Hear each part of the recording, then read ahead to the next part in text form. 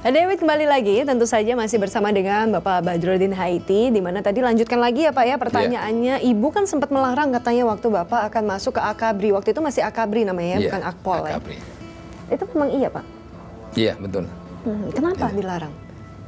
Ya kan namanya hidup di kampung, wawasan keluarga itu hanya paling kalau sekolah nanti menjadi guru.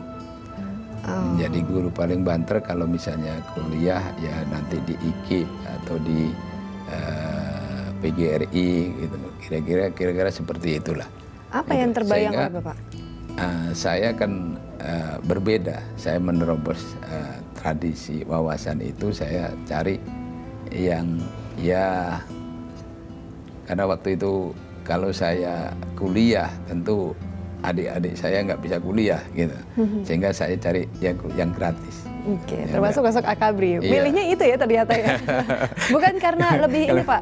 Ya nanti itu ada berikutnya. Cuman karena sudah tahu kan waktu itu tidak tahu polisi, tidak tahu, kita tahunya kalau Akabri itu ya ABRI lah. Ya. Tugasnya mungkin ke sana kemari, ditugaskan ke Papua, tugasnya ke Timur, tugaskan ke Aceh, seperti itu. Hanya pengetahuan orang tua itu, sehingga kalau nanti masuk ke situ kan berarti ini jarang pulang gitu, bisa ke sana kemari nggak pulang-pulang, itu sehingga tidak dibolehkan. Tetapi kan kita bisa memberikan penjelasan. Kalau bapak saya lebih rasional, ya menyetujui. Tapi saya jelaskan juga bahwa namanya hidup itu di mana saja, bisa di sini, bisa di sana. Yang penting kita bisa komunikasi, bisa silaturahmi. Kebetulan ada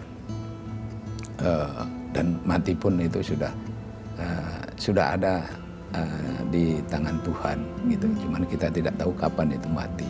Nah kebetulan ada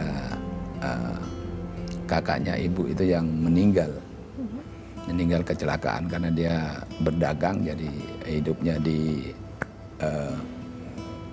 sering perjalanan sehingga terjadi kecelakaan, tidak tahu, sehingga itu menyadarkan ibu saya bahwa mati pun itu bisa di mana saja, dan itu bisa juga tidak tahu.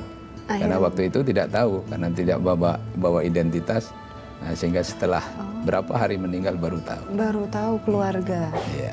Nah, berarti setelah itu baru Ibu memberikan restu untuk Bapak masuk ke Akabri. Cukup sulit nggak Pak untuk masuk ke Akabri waktu itu? Ya cukup sulit kan, cukup sulit karena memang cukup banyak yang daftar waktu itu. Hanya memang yang diterima sedikit, sehingga cukup berbangga juga. Dan waktu itu di sekolah saya di SMA itu ada yang sebelumnya itu di kakak kelas saya itu 1 tahun ada yang masuk Akabri. Kemudian sebelumnya 3 tahun sebelum itu juga ada yang masuk Akabri. Saya katakan saya pasti bisa, gitu.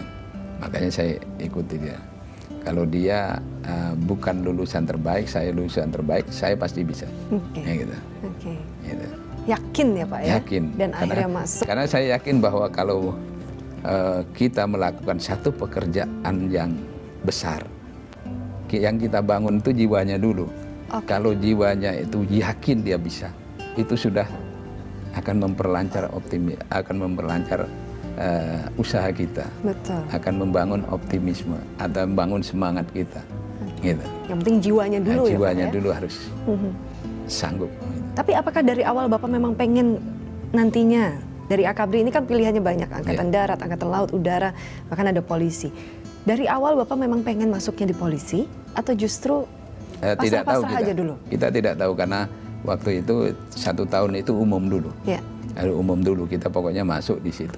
Nanti psikotes itu yang akan menentukan itu mau polisi, mau angkatan darat, Oke, setelah hasil psikotes Bapak masuk ke kepolisian, Bapak merasa cocok nggak Pak? Atau sempat justru Bapak ngerasa, aduh kayaknya saya pengen di sebelah nih, bukan di sini gitu?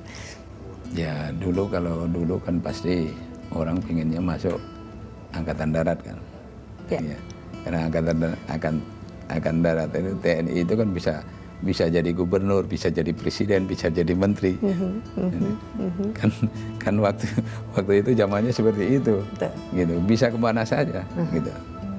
Gitu. Tidak seterbatas Tetapi karena ini sudah ditetapkan ya sudah, berarti ini yang harus kita tekuni, itu harus kita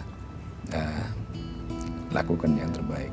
Oke, Pak pernah mengalami rasa bosan nggak Pak pada saat khususnya masih perjalanan awal-awal Pak? Ya bosan pasti ada lah. Tetapi kan permasalahan di polisi itu banyak sekali, segudang sekali. Kita setiap langkah mendapatkan masalah karena memang polisi tugasnya menyelesaikan masalah, gitu lah, bukan masalah.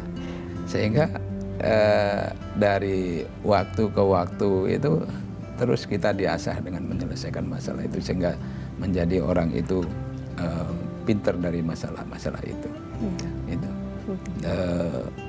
Bosanan coba ada, tetapi dengan kita menyadari bahwa ini profesi kita, ini adalah tanggung jawab kita, tentu kita harus lakukan berupaya yang terbaik. Semua bisa diatasi ya Pak ya?